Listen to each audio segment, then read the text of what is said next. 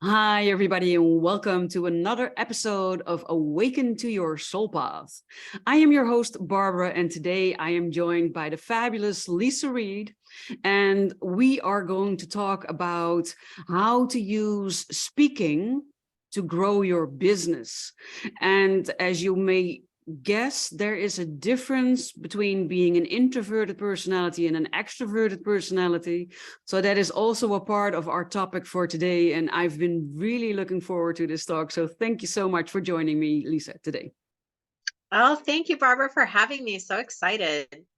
Definitely. And so what people already can see is that you wrote a book. It's called Get Speaking Gigs Now. It's been very successful and you are very knowledgeable when it comes to speaking. And I think that speaking is an underused way of getting yourself out there, of getting people to get to know you. It's really awesome for the no-like trust factor, and not enough people are using it, I think. What do you think? I agree. I'm going to have you come with me along the road. Every time I go speak, I'll just have them say, listen to Barbara first as my intro. Yeah, I think a lot of times people don't realize that they have something valuable to say, or they think, oh, I could never do that, or who am I to, that type of, I call that speaker's kryptonite, because especially I'm 50. So I was alive and well and knew the industry when it was kind of like that. Like you couldn't be a speaker unless you had this, and this. But now with virtual lives, podcasting, YouTube, all these tools available to us, anybody could really step into the space. Mm-hmm. Yes, I totally agree. And would you say it's more the introverted personality that doubts their ability to share their message, or do you also see it a lot with what would be considered a more extroverted personality? Yeah, I see this, the speaker's kryptonite. That's what I call it when we have doubts about getting up there and speaking. It comes in all forms. I actually think it's quite unique to the person, whether they are introvert or extroverted. Like I have a client who is very extroverted, Hmm. on the extreme extroverted scale, super confident, loves being, on stage and in all different kinds of capacities, has had a lot of success in her career. And yet she had doubts. She wasn't sure if she could do it. Like she would see other people do it and inside was wondering, gosh, I don't really know, how would I narrow down everything I have, and what if I go over and lose track of time and I'm not good at having a plan, So she had her own version of speaker's kryptonite, even though on the outside looking in, someone might think, oh, well, she's not shy. She could do, you know what I'm Easy saying? peasy. So that's like a one extreme. On the other side, I have a client who very, very introverted, so much so that for parts of her childhood, she wouldn't talk, like she would not speak. And she had a lot of trauma and went into a very high tech field, not known for people with, dazzling, bubbly personalities, very serious. And along the way, she started to develop her own social comfort and really realized that she had a way of helping people who were from that more serious side, learn how to express themselves. So that doesn't mean she's an extrovert, Hmm. but when she realized, oh, this could really be helpful for people, she was able to then put her words into a talk and go out and teach people, and she has a course and things like that. So Hmm. it, anyone on this either side of the spectrum and all the people in between. Yeah.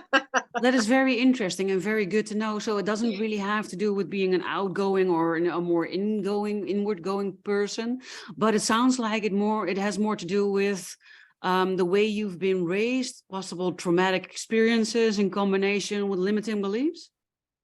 Yes, I agree with that. And also, I think certainly for the people I work with, and this is probably you too, like I work with a lot of heart-centered people. So there's a common misconception, I think, about speaking where like, that person wants to be the center of attention and on stage and on the, the rock star, well, or be famous. And I tend to work with people who are more not doing it for fame, fortune, whatever. Not that they don't want to build their business, they do, but it's more about your message gets bigger than your fear. Mm-hmm. Like, oh, wow, this thing I'm sitting on, this gift, these courses or services or whatever the gift is that you have now needs to get to more people, because it's kind of like selfish at this point to keep it to yourself, and you see the people you could help. So then all of a sudden it's like, wait, hold on a second. Maybe I ought to look into this speaking thing. Mm-hmm. Yeah, I totally get what you're saying. I feel the same about my courses. It's time to start selling them. But I've always spoken, but not really as a speaker, right? I've been guests at podcasts. I've been doing my own shows for about 10 years. No, not 10 years. My company is 10, 11 years. Speaking, it took a while because I'm one of those people who already hated their picture taking from a very young age. All my high school pictures, you don't want to see them. They're horrible. So I thought being on camera and recording myself, I thought it can only go down from taking your picture, right? So I had a lot of resistance to overcome when it came to speaking on camera because, well, I already didn't like photos. So I thought I couldn't imagine liking being on camera. And from there, it doesn't then even cross my mind to start pursuing a speaking career. So I stuck a bit more towards blogging or creating videos where you did hear my voice, but you mostly saw something else. I understand. A lot of people have that too.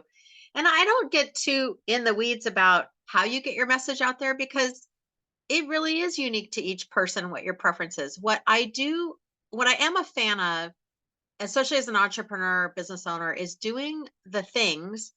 We all have to do the marketing and the sales part, but finding a way to make it fulfilling. And there's definitely people out there, introverted or extroverted, who find the gift of teaching, which is how I consider speaking, very fulfilling. Like you leave in it's not about the people and the energy necessarily. It can be for some. It's just like, this is my vocation. This is what I should be doing. Maybe you have a good way of explaining things or making it easy for people to understand.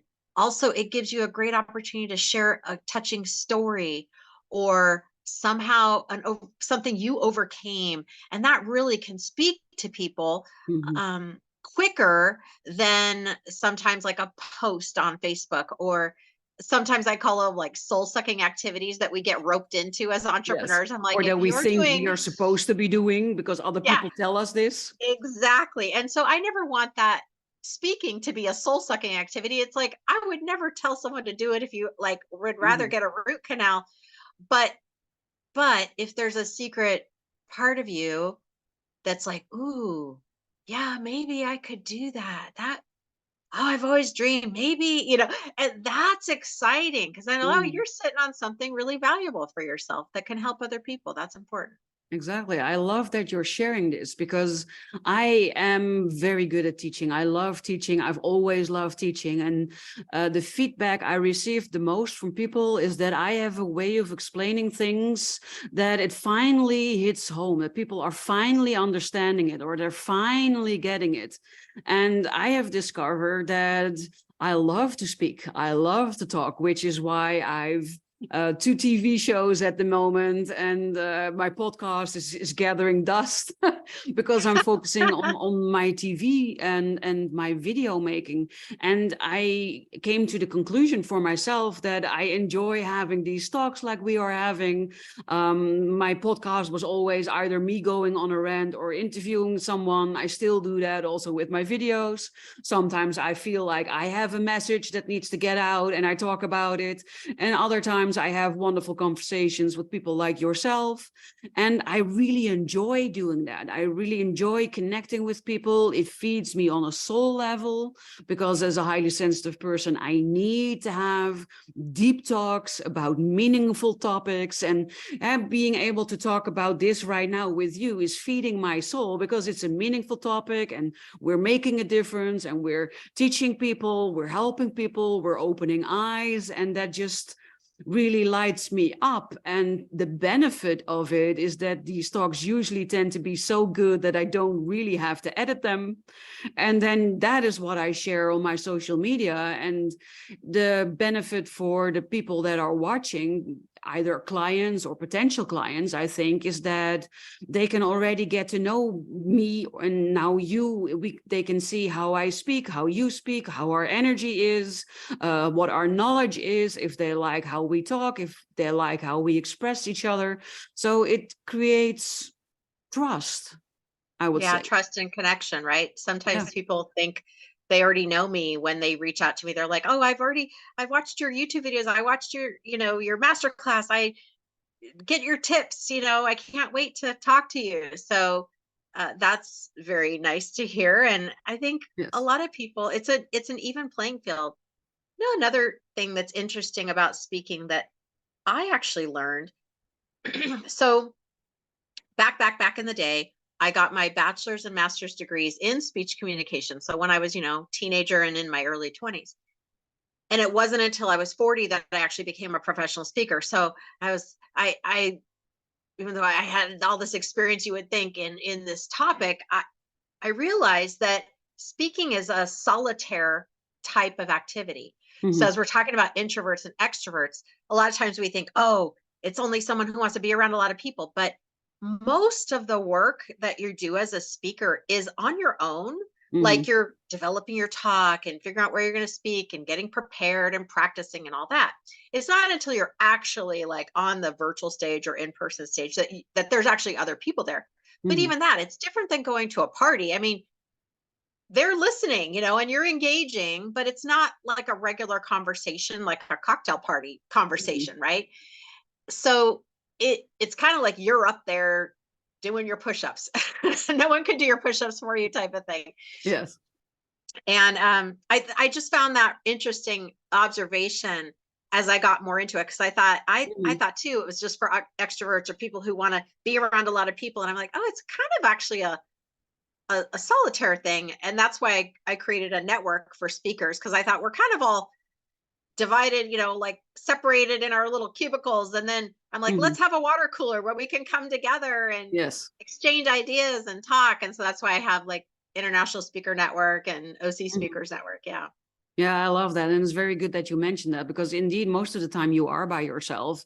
And even when you're standing on the stage, you're still by yourself. So there You are are. other people in the room, but there are techniques that I teach people, or that other people probably also teach, that can keep your energy separate from the energy in the room, or at least the bad things, and that you do pick up on the excitement and the positive energy that your audience gives up, so that it might hype you or lift you up in a good way. But you are not being crowded. You're not surrounded by people. You have a lot of room around yourself. Virtual stage, actual stage. Virtual stage is even easier, because you're in your house by yourself and everybody else is on the other side of the screen. So it is actually indeed a perfect activity for people who value their alone time most, and who It is. do not really love being around big crowds and lots of people. I agree. Yeah. Most of my talks since the pandemic, probably 99% of my talks are virtual now. And it's awesome because like even right now we get to talk, I get to be on your show and we're in different countries. I just spoke for the International Coaching Week, which was based in Europe. It was like 2 weeks ago or something like that, a week Mhm. ago. I can't remember. It was recent, Yes. but I got to be in Europe, but I got to be in my house in California, and it's really empowering. And I love being at home. I can take care of little things in between calls. I can be wearing my yoga pants, when I'm out speaking in person. I had to give it a thought because I actually had an in-person speaking engagement last week. And I'm like, oh my gosh, no yoga pants. Okay, which heels am I gonna wear? What what outfit I'm going to wear. Exactly. Yeah, that's the difference between the online thing. You only need to look pretty on the upper side, the side that people see, and the downside can be anything it wants to be. Yes, sure. Yeah. Yeah, Exactly. it's been fun. Yes. So how we the beginning of our topic was speaking, but we also talked about how to use speaking to grow your business. So we already talked about some ways, like my TV show, or probably also having a podcast, and of course tours. But what else is there, or what else can you tell about these things? How do they actually help grow your business? Well, one of the things that I start anyone who's in my speakers training academy, we go through a process together. I actually go through this one-on-one with them. It's called a Get Your Talk Ready to Rock session. And here's what I think is missing in the industry, I guess you could say. There's a lot of things that can help you get your talk done, or you could say, oh, my signature talk. But humans, we are all thinking like, okay, how do I narrow down everything that I know into this little bite-sized piece? I have to tell them everything. Or on the other side, they're thinking, well, I don't want to tell them everything. Then they're going to know all my secrets, and then I won't have any. So we start questioning ourselves, and then just spinning, and then it never ends up getting done. So we do this Get Your Talk Ready to Rock session, and it helps them define the first important step. What's your call to action?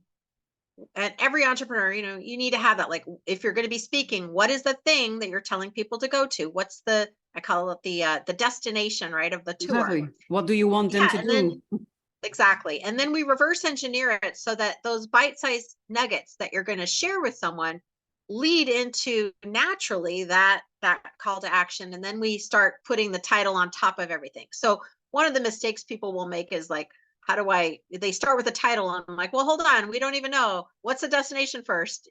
Mm-hmm. Let's make sure it all matches.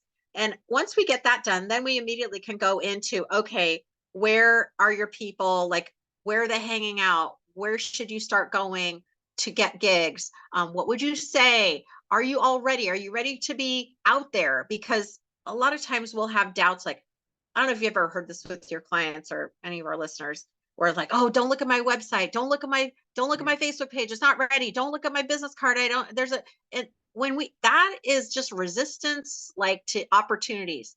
Mm-hmm. So my job, I think, as the head of the Speakers Training Academy, is like, eliminate as much resistance as we can. Like, let's get our homework done. What do we need to do so that you are ready to say, yes, I can speak. I'm ready. I've got my talk. Here you go. Here's my link. Here's whatever the things are Yeah. that you need to get done. We want to make sure those things get done.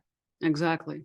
So if I am hearing you correctly, it can then be that you have multiple different talks, or maybe variations on the same type of talk, depending if you want your call to action to be that people buy your online program, or if you want to book a one-on-one call with you, or any Yeah, of those things.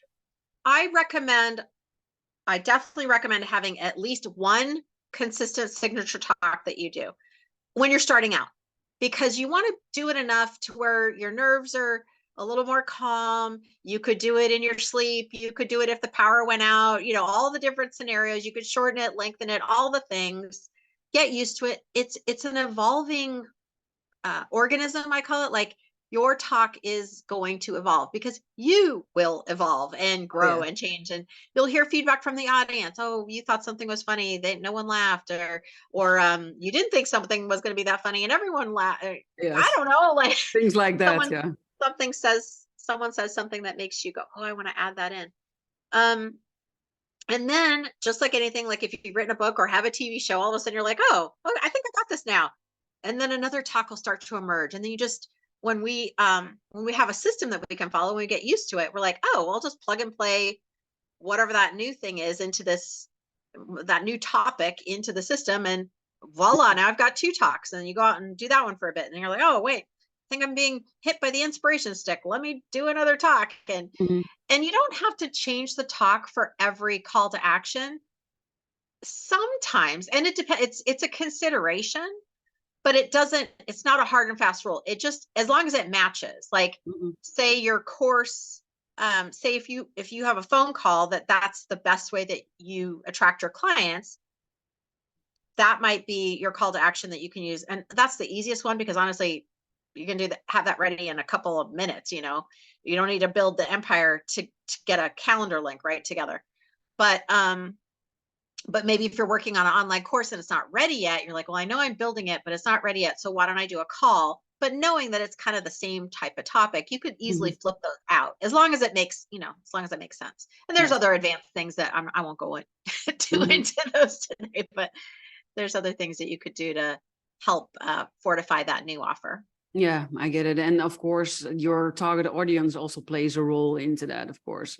And you want the Yes. gear and talk towards, if you are someone who helps busy entrepreneurs, then you don't want to be talking to busy mothers, unless the busy Right. mothers Yeah. are Unless also they're an entrepreneurs. entrepreneur. But Unless they're yeah. exactly. Yeah. It's all like matching. Sometimes people think, I don't know if you've ever been single or if you're single, but I remember when I was single and people would say, oh, this is before like Match.com. They'd say, oh, I know someone who's single and you're single. So I'm going to set you up. I'm like, whoa. Just because we're both single doesn't mean we're a good match, right? No, definitely not. Same with speaking. Just because they bring in speakers and you're a speaker, that does not mean you're a match. You No. do still want to make sure you are connected to the right audience. Otherwise, it's sort of miserable for everybody. We don't want just like a blind date that gone bad. You know, you don't want that. No, definitely not.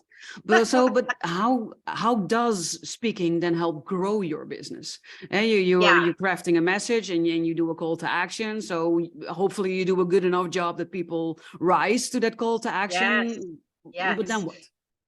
Yeah, so you're attracting those, you're already the authority in the room. People are like, oh, I mean, you're already elevated. If you're going to go to a networking meeting, you might as well be the speaker, in my opinion, right? Like you Mm, might as well grab some of that stage time in an honorable way that shows your stuff. So that now all of a sudden, I just got a call actually this morning from a gal who saw me speak 2 weeks ago. And she's like, oh my gosh, I cannot wait to talk to you. I scheduled some time with you. That's the kind of authority you want. I don't even remember meeting her. I mean, I know she was in the room because she told me, but I don't remember. She and I didn't have like a one-on-one conversation. That's the power of speaking. hmm So you have that consistent lead flow. Some are going to be instant, like right away. Oh my gosh, I'm listening to this podcast or I'm watching this TV show and she is speaking my language. Like I need to get on that right away because the year's almost over. We're about halfway through. hmm I got to get this golden. And then some people are a little slower to cook, as you said, they're getting to know you. They're like, okay, I think I'm thinking about possibly maybe getting ready. And then one day they're ready. So hmm there's ways to do that. And then we talk about monetization as well. And there's lots of different ways a person can monetize their talks. And so again, unique to each person. Yes. Yeah, I get it. But it also depends, I think, on your speaking form, because being on YouTube and having a TV show on YouTube means that I can become eligible for the YouTube partner program, which helps me monetize the videos that I'm creating. And it also helps me become more of an authority in my target topic, and it shows people who I am and what my knowledge is, and hopefully I will get more and more followers, and from there on it can grow. But I think when you're a speaker on a stage, it works differently, right? I think all of these talks are recorded when you're a speaker, or not? Not all of them. It depends on the host. It depends on Okay. the event. A lot of them are though. So then you can grab those and use those in different ways for your marketing. So there's again like a million ways to Sunday. One hmm of the things that I like to do is really get in touch and in tune with the person. Like, what's your vision of who you're becoming? What's important to you? What things do you hate? What things do you love, like about your business and how you want to grow it? Because as you know, I mean, you could go YouTube, TikTok, Facebook, like you could be busy every single second of the day. And I think that sometimes we get so concerned about being busy, we forget about our freedom and as entrepreneurs and Yes. what makes our heart sing and like what really lights you up. And so how do we get you more of that? hmm How do we get Exactly. you doing what you love with the people that you love, that the people that you can help the most? and live an amazing life. That's Mhm. really the And I business can I'm in. also imagine that when you are on YouTube, especially when you're starting out, your channel isn't that big yet. You might not have that many followers. It takes a while to build up your followers. So you're not reaching a lot of people in the beginning. But when you are a speaker at an event where maybe a lot of other speakers are also, it's a big event, then it will draw a big crowd. So you get the opportunities to speak in front of that crowd and immediately reach a lot more people than you probably would have reached at your current YouTube channel, depending on how long you've been at it, of course. But it's a fairly reasonable assumption that in the beginning you will speak to more people on a bigger event than you would do on your own channel. And Right. the other benefit is that people can I've been to events and then the speakers also mingle with the people, so that means that after a talk you can go to the speaker and you can talk about them, about their topic and what you thought, or immediately ask questions, and it helps you to connect on an even more personal level directly after giving your talk. Yes, and there's a couple of other pieces here too. So when like I said, I had started speaking when I was 40. I was hired by a personal development company to fill their workshops and use speaking as a way to do that. So that first year, this was, 10 years ago, Mhm. before Facebook Live was even a thing. I mean, YouTube was there, but newish, Yeah. And I booked 83 speaking engagements in my local area. These are small venues, started just calling people that I knew. And they said, yeah, sure, come and speak for our thing. That's actually how my company got started, because people kept asking me, how did you get 83 gigs in your first year? What the heck were you doing? But here's something interesting. So I was hired to fill the workshops. I did. They were weekend workshops, like a personal development retreat type of thing. So if you are a coach who's like, I would love to fill my whatever course, group program, one-on-one coaching, retreat, etc., like, you can use speaking to do that. Mhm. So the very first talk I had, Barbara, thank goodness, this woman who I still know and love, she's amazing, totally took a chance on me. I just called her and said, I've got this talk. Do you know anyone? Because she always knows everybody. She invited me to speak to this group. It was about 10 people in the room. So this is what I'm saying. Like, it doesn't need to be thousands of people, right? Oh. About 10 people in the room, business leaders. And my first time ever doing this talk, I knew the talk, but I knew the offer. I only had one offer. You could only buy this workshop from me. That's it. I didn't have anything else. Mhm. 4 of the women took the offer. It was like $300, and then subsequently signed up for future programs, like year-long mastermind programs, spending probably upwards of $50,000. This was my first talk. So, I mean, Awesome. I wasn't famous. I didn't have a list. I had never done, no clients, nothing. No, I think it's all about having the right talk, using the right words for the right audience at the right time. So even if it's only 10 people, but you spoke to their hearts and you addressed something that was a huge desire or a huge pain point, and you offer a solution and it's affordable to them and they have the money and they have the desire to solve it right now, then you could sell to all 10 of them. While you can also talk to a group of 1,000 people, but if your words are off or your message is not authentic or not reaching them, or it's the wrong crowd for what you're offering, or they are not ready to invest because they need some more time mulling it over or whatever, then you can sell nothing, even though the crowd is bigger. Yeah. So I just was giving that contrasting example, because sometimes we think, oh, it has to be this thing, or I have to be this amazing, whatever numbers. Oh my gosh, it's so much about courage and your heart and just willing to go for it. Mhm. And yeah, it's nice if you have a plan, but at one point, just like riding a bike, you got to take the training wheels off. At one point, you You you just got to know, they're do it. coming off and you might fall, but you might not, right? Yes. And then you know how to ride a bike. Most people indeed think, oh, what if I fall? And then I think, oh, but what if you fly? Right. What if you exactly. discover, oh, this is my dig, this is what I love, and the energy of the room and the people laughing at your jokes when you also think they're funny, and feeling like the synergy with the crowd, and people are becoming enthusiastic, and you're seeing their faces light up, and people are nodding their heads in Yeah, recognition to yeah, your story. That's thrilling, or it can be thrilling. absolutely. And even on, and the cherry on that is like the people that sign up for whatever it is you're offering, you're helping their life. Like something's going to change for them. And when we can stop making it about like, oh, it's all about me and I'm so, I'm worried about this or that. When you realize, oh my gosh, like if I hold this in, I'm actually not giving my gift to the world, to the universe, to the people. Like someone needs what you have. Hmm. They need your knowledge, they need your guidance, your mentorship, your expertise, your something, your system. Yes. Because otherwise you wouldn't have created it. Why would you have been tapped to create something that amazing Hmm. if no one was supposed to hear it? Or Exactly. You wouldn't. That's the answer. So your yeah. tribe is out there, but if you are able to connect with them and find them, also largely depends on how ready you are. Yeah. So I'm in the business of getting you ready. Like I'm like, ooh, let's get ready, baby. It's not that hard. It's not that painful. Trust me, it's okay. But it's nice to do it in a place that with someone who's been around the block a couple times. I know Definitely. sometimes our families as entrepreneurs, our families are like, "What are you working on now? Oh my gosh, you're doing something."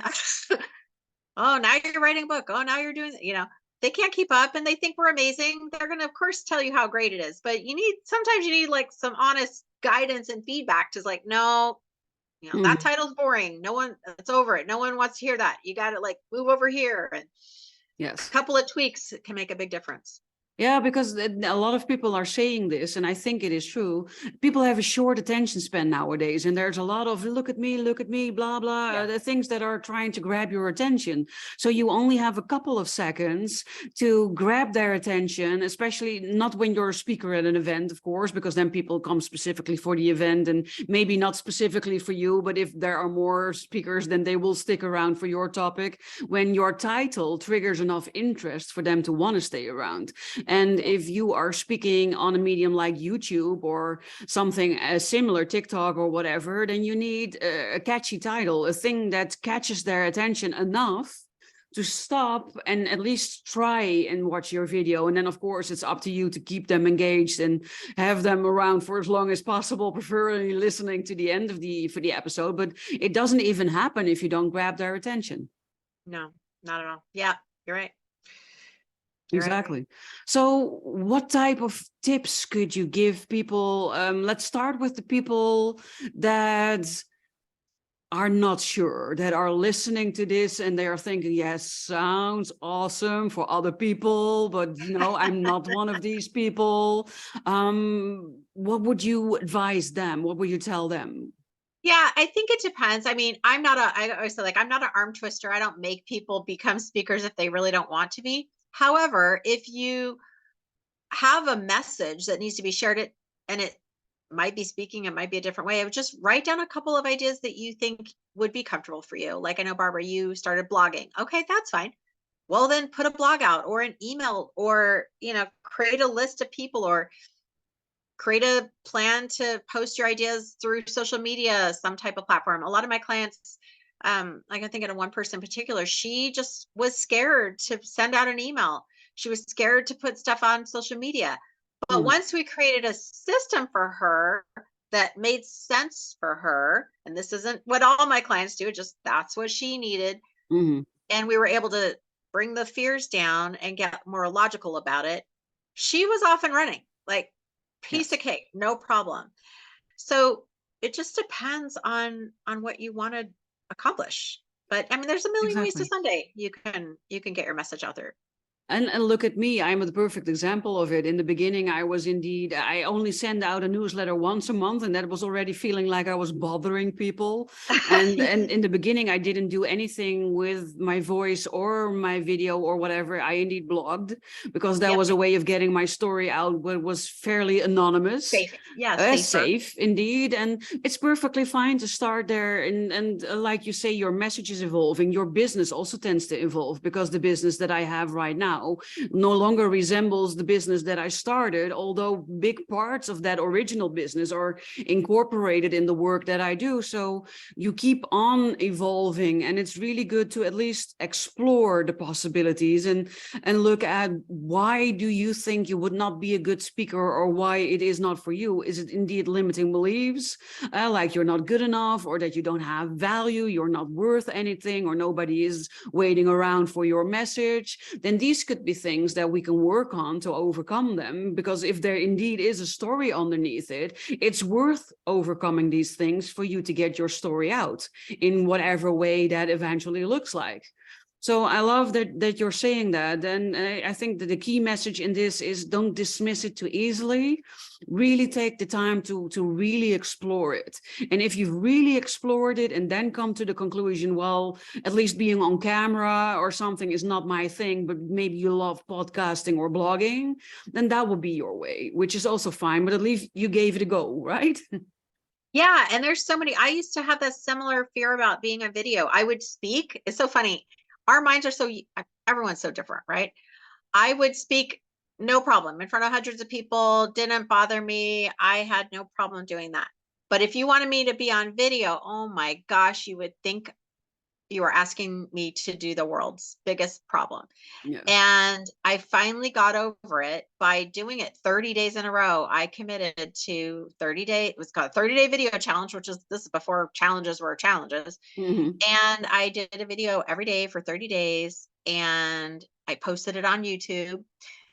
And they were, by the third, fourth one, I was like, okay, this isn't that hard, right? But it took me a minute. It just took me a minute to get over myself, right? Mm-hmm. Again, got to get over ourselves so that we can help other people.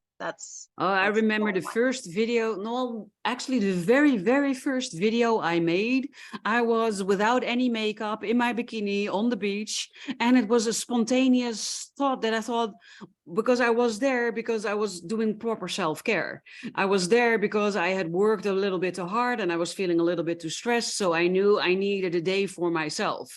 And then I go to this perfect spot near the river where I can just read with good food, nice sun, nobody around, just chilling, relaxing, replenishing my energy. And all of a sudden I thought, this would be very valuable to my clients, because in the beginning, I was a burnout coach for highly sensitive people. I do a lot more than that, but that's how I started. So proper self-care and how to balance yourself. That was the first video I made. No makeup, no studio, no lighting, not even clothes. And people loved it. It was like, this is so you, and this is really how you talk, and I love your videos. And that's how I started. But I also remember I had a period where I thought I needed to give sort of workshop type videos about a certain topic. And that meant that I needed to sort of script my videos because I wanted certain things to be in it. And other times I would just talk off the top of my head, which came naturally. But the scripted thing, I'm a perfectionist. Most highly sensitive people are perfectionists. So I did the video because I didn't know how to edit a video down in the beginning. So that meant I needed to do everything perfectly. And if it was a 30-minute video, there are videos I shot 40 times before I could finally get the whole thing out without a speech problem or some other thing. And that's the perfectionist in me. So I've quickly found out that the scripted videos thing is just not for me. And that, like, now I just need to talk. And I need to talk about things that I already have knowledge about, and then I can talk for hours about it, and everything that I want to say comes out. So I wanted to do it too perfectly. Yeah, I'm sure there's people listening right now, someone listening going, oh my gosh, same. Right? Yes. So that's why I want to get it out there, because it does happen. It happened to me. but you need to find the thing that's comfortable for you and the way that you express yourself the best in whatever way that is. But it starts with exploring the possibilities, at least. But 100%. let's say we're now talking to the people that are wanting to do more with speaking, or that at least are open to exploring the speaking possibilities, and they're thinking, okay, but where do I start? Yeah. Well, you're definitely along the lines of everyone who I work with. Like, usually people come to me and they go, okay, I've been thinking about being a speaker for a while, but I don't know exactly. My talk's not done. Like, I've been thinking about it, but I don't really know what I should talk about. Or maybe I've done it before, but it's not really like attracting the people. Like, I don't know, something's not working. And then they want to know, well, who would I speak to, and how would I find them, and what would I say if I got them on the phone, like on a Zoom call? How would that work? How would I get booked? So all those things are things we talk about, and we come up with a plan, and each person gets to have their own plan. So I mean, yes, I have lots of really helpful curriculum. Someone says to me, how do you get speaking gigs? I'm like, well, it's in these 7 steps, these 7 modules that I put together. That's the answer to those questions. Mm-hmm. But I also really understand that people want to have it customized for them. Like, Mm-hmm. as an entrepreneur, you could watch a video and be like, yeah, what about me though? Like, how does that affect me? So Mm-hmm. that's why I have a combination of like group support and masterminding and one-on-one support.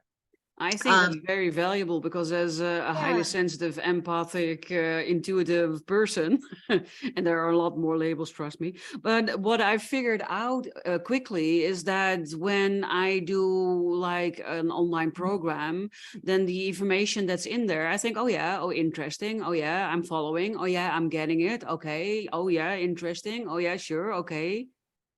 And then I have to write my story. And then I think, but how do I apply this to my life then? yeah, we get stuck. Right? How And then do we don't watch I the second video or the third video or the fourth video. Yeah, and before you know it, you don't continue anymore, because you need a place to ask questions. So that's why my lowest level program already comes with a place to ask your questions and a way to make it more custom for you. So most of it is self-study, but there is still a place where you can ask me questions personally, and I will guide you and help you, so to make sure that you're not stuck.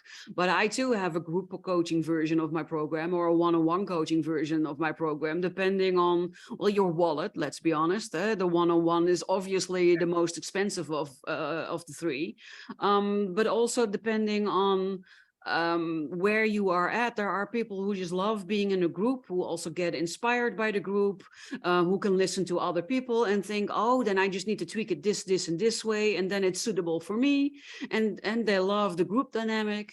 But there are also people that think, I want to just talk about me.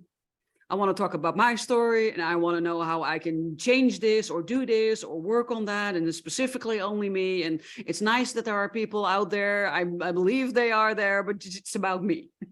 Yeah. Yeah. That one-on-one time is nice.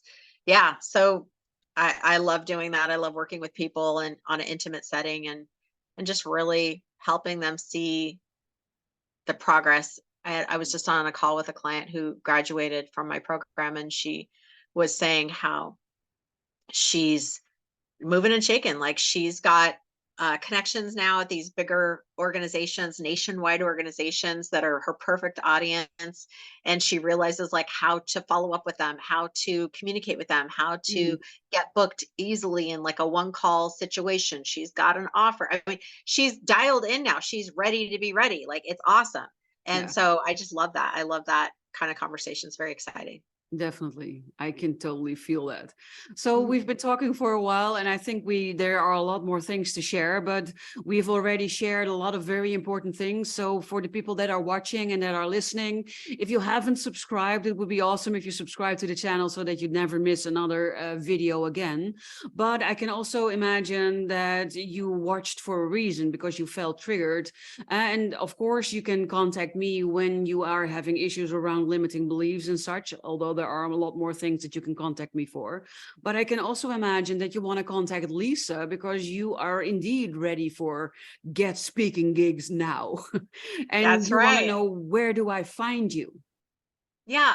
pretty simple. If you want 5 top tips to get more speaking gigs now, that's free access for you. You just get it at getspeakinggigsnow.com.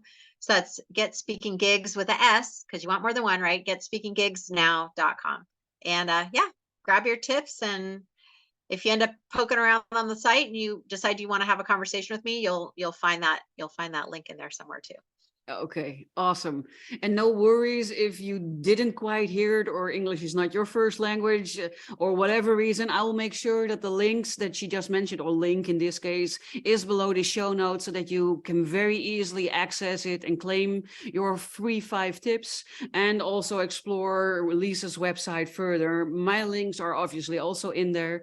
We would also love it if you would like this episode, if you could share this episode, because if it was valuable to you, chances are very high that you know people for whom it is also valuable, and you would do them the biggest service by sharing it. And the best thing would be if you could show us some love and some support in the comments, either by really saying, oh, this was awesome, or whatever it is that you thought. If you found it horrible, please also share it. You know, I'm not censoring it, but and if you have questions, then also put them below, because we monitor the comments and the things that are being posted. So if you have questions, we will make sure that they are being answered. So thank you so much for being here, Leisa. It was an amazing talk. It's I hope it made a lot more clear, or gave a lot more clarity around speaking to the people that either have never considered it, thinking that they're never going to do it, or are on the verge of doing it, or are already doing it. So it's a very wide audience that we've spoken to this evening for me, and afternoon for you. And it was a real pleasure having you here today. Thank you so much. I really had a good time too. I am so glad. Well, everybody that's watching, that's listening, thank you for being here. Thank you for being a show fan. Thank you for your love and your support. As always, I'm your host, Barbara, and I'm looking forward to talking to you in next week's episode. For today, have an amazing rest of your day.